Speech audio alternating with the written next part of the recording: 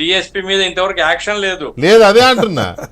ఇప్పుడు ఒక పరిధి దాటి, ఒక రాజంపేట ఆయన పరిధి, రాజంపేట బయటికి పోతే ఆయన అనాథరితుడు వ్యక్తి అవుతాడు. అంతే కదా. ఆయన పోయి ఆ ఇండ్ల మీద దాడి చేసి తీసుకుని పోయి అంటారు కదా, ఈ ఊరు కారణం ఆ ఊరికి అతను నోటెడ్ పెద్దిరెడ్డి మనిషి.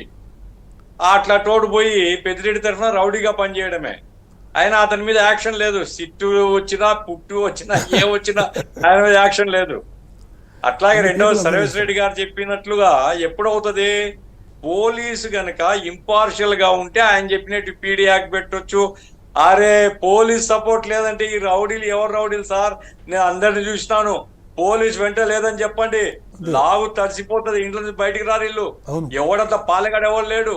పోలీస్ సపోర్ట్ ఉంది కాబట్టి ఈ రాజకాలు చేస్తున్నారు. పోలీసు లొంగిపోయింది కాబట్టి ఈ రాజకాలు చేస్తున్నారు. కాబట్టి ఇప్పుడు ఎలక్షన్ కమిషన్ వాళ్ళు లేదా ఇంకెవరైనా సెంట్రల్ గవర్నమెంట్ కూడా జోక్యం చేసుకుని ఒక రాష్ట్రంలో ఈ రకమైనటువంటి దారుణమైనటువంటి పరిస్థితి ఏర్పడకుండా చూసుకోవాల్సినటువంటి అవసరం ఉంది. లేకుంటే ఇది ఆదర్శం అవుతుంది మిగతా రాష్ట్రాలకు. ఇట్లా కూడా ఇది సరైనది కాదండి. నేను వెంకటకృష్ణ గారు మీ ద్వారా నేను చెప్పదలుచుకున్నాను, ఇప్పుడు పోలీస్ డిపార్ట్మెంట్ ని ఇంపార్షియల్ గా ఫంక్షన్ చేయించండి.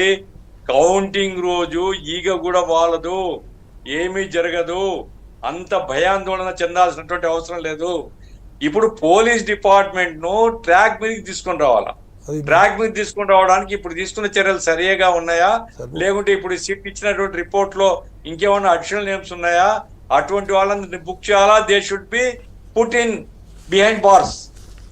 ఎప్పుడైతే వాళ్ళందరూ ఈ నాయకులందరూ బిహైండ్ బార్స్ ఉంటారనుకోండి, ఇక పోలింగ్ స్టేషన్ లో వచ్చి మాట్లాడేవాడు ఎవడు ఉంటాడండి. కాబట్టి ఆ రకంగా స్థరణ యాక్షన్ తీసుకొని అరాచకమైనటువంటి సంఘ విద్రోహ శక్తులు, ఇప్పుడు పోలింగ్ రోజు ఒకవేళ తీసుకోవాలంటే ఓటు ఫండమెంటల్ రైట్ కదా, ఇప్పుడు లోపలేయడానికి ఏం ఫండమెంటల్ రైట్ అండి? కౌంటింగ్ ఏం ఫండమెంటల్ రైట్ కాదు.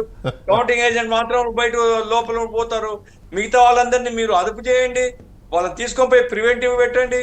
కాబట్టి సంఘ విద్రోహ శక్తుల్ని బయట లేకుండా చేస్తే ఏమీ జరగదండి. ప్రజలు ఘర్షణ పెట్టుకునే మనస్తత్వం కాదండి. ప్రత్యేకించి మనది శాంతి కాముకమైనటువంటి ప్రాంతము.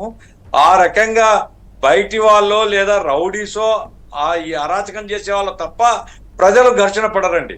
కాబట్టి ఆ రకంగా అందరినీ బుక్ చేసి జైల్లో పెడితే ఈ గొడవలే ఉండవు, ప్రశాంతంగా కౌంటింగ్ జరుగుతుంది, భయాందోళన చెందాల్సిన లేదు.